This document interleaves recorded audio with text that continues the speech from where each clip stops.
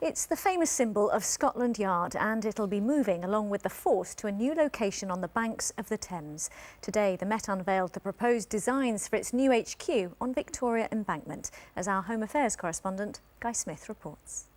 Broadway, Southwest 1, telephone 230-1212. A building in keeping with our time. The home of Scotland Yard from now on.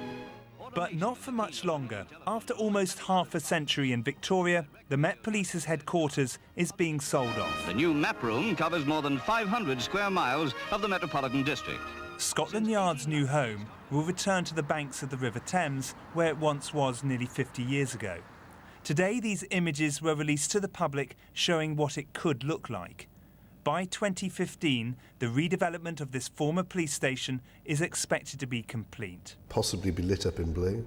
Paul Moynihan is from the architects firm which beat off fierce competition to redesign the Grade 2 listed building. Metropolitan Police will be looking over the whole of London and protecting them 24 hours a day. He showed me the plans, which will be refined over coming months. Now we're on a total historical setting in one of the key sites in London. Next door to the original Scotland Yard, which is the famous Norman Shaw building, and in some ways back to its rightful place. The famous revolving sign, Roll of Honour for those who died in the line of duty, and Eternal Flame will all be moved to the new site. It's all part of the force's plan to save more than £500 million over the next 2.5 years. The existing headquarters is one of 200 police buildings to be sold off, around 40% of the Met's properties.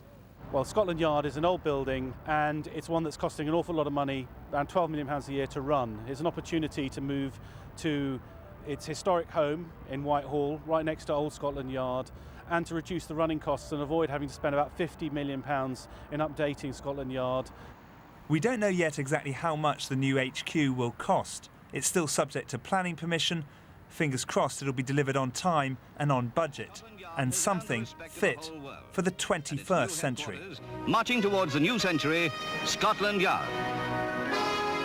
Guy Smith, BBC London News. Next, he's the London